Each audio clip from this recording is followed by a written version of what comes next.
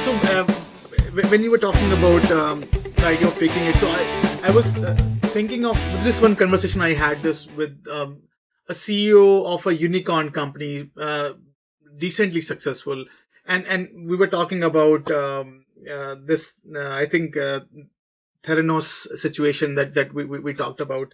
The recently news came out. It was all fad. It was all baloney, right? And I was talking to him and I said, okay, how do you interpret this, right? So you have a successful company, you have achieved whatever you have achieved, you have asked for big promises, you are delivering some of those promises, but obviously, so he gave me a very interesting perspective. He said, Vishal, you know what is entrepreneurship in general? He said, like as an entrepreneur, our job is, it's like a trapeze artist, right? So you jump and you hope by the time you land, there's on the other side a ledge waiting for you to grab.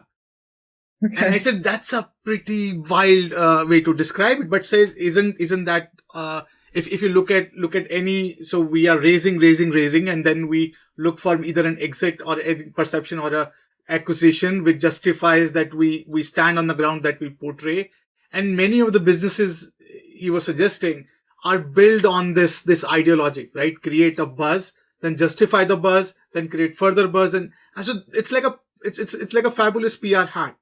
Where so he said that now imagine from Elizabeth's point of view, right?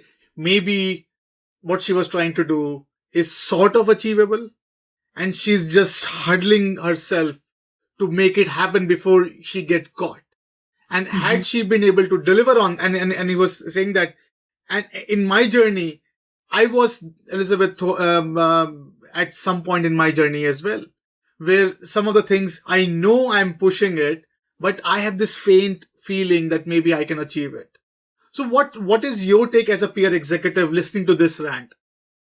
Yeah, I mean, it's a really important question, right? Because sometimes you do have to put yourself out there to create a buzz, right? On the come that, you know, what you're doing is going to do everything that you've said. I think where you cross the line is where you become sort of delusional, right? I mean, you know, I did not work for her. I only know all the reports and the documentaries, right, that we've all seen, and the Wall Street Journal story that exposed her. You know, it got to the point where, I mean, I think she literally was delusional and lying to her funders that this machine, Edison, could do, right, what she said. And then, in fact, when it was installed, I think at Walgreens or in a few locations, right, it failed miserably. And so, you know, there's a line that you cross, you know, where you go from creating anticipation of something wonderful, right? And you have to deliver. You have to deliver. And if you can't, then you have to be honest and you have to say, you know, the technology needs continued improvement, or, you know, we found in certain cases, right, that this vaccine doesn't work and hurt people, right? And so, you know, we have to take a step back and do further research before we go forward.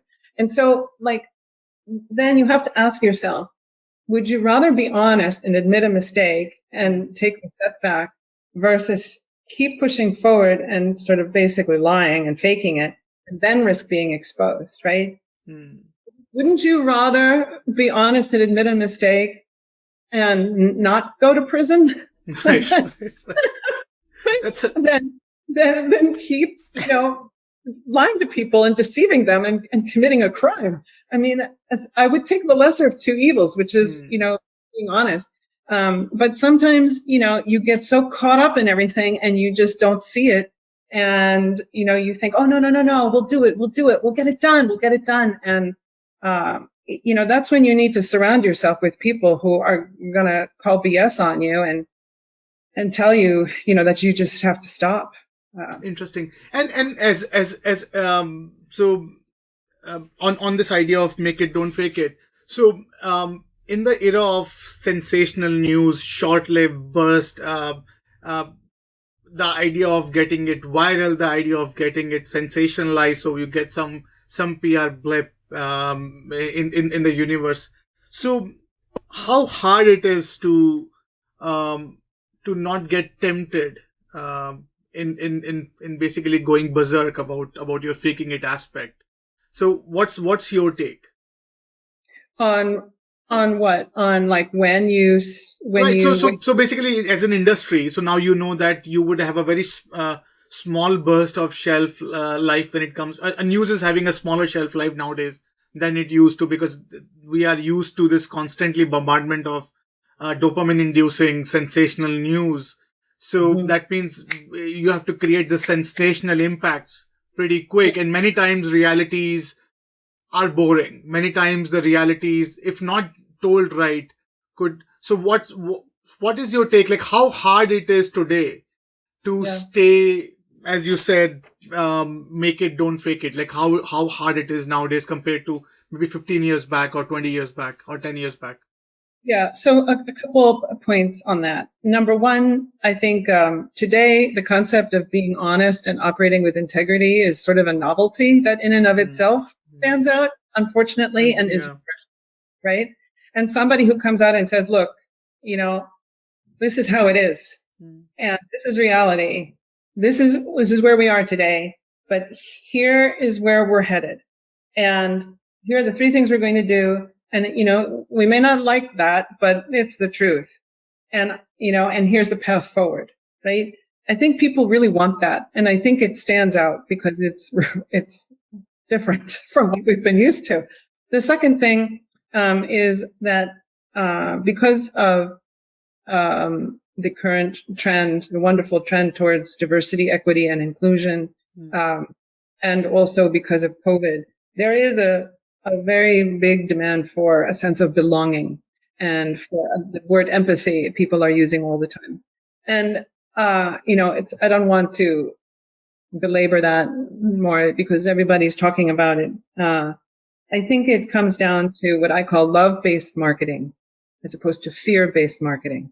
And that is that you are in your communication, in your language, in your gestures, in your vocabulary, you reflect how people are feeling. And so they feel that they're being heard and understood and being empathized with, right?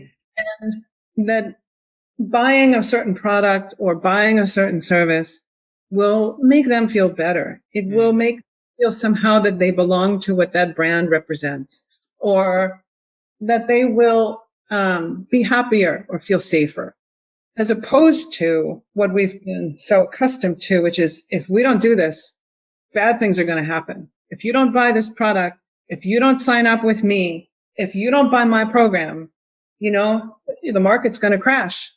You're going to lose all your savings.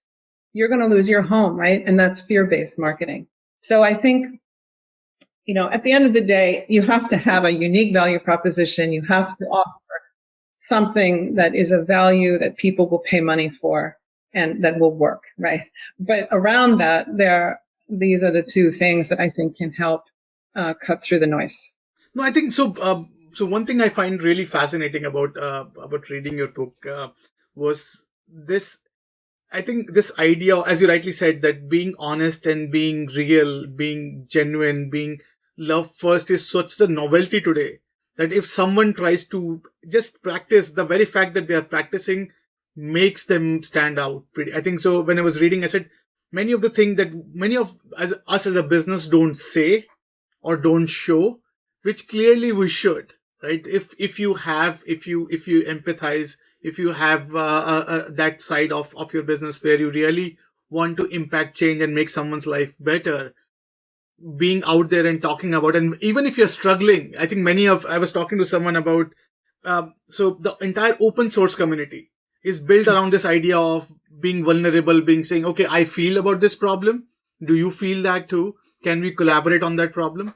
So that whole idea of that, no customer would run away.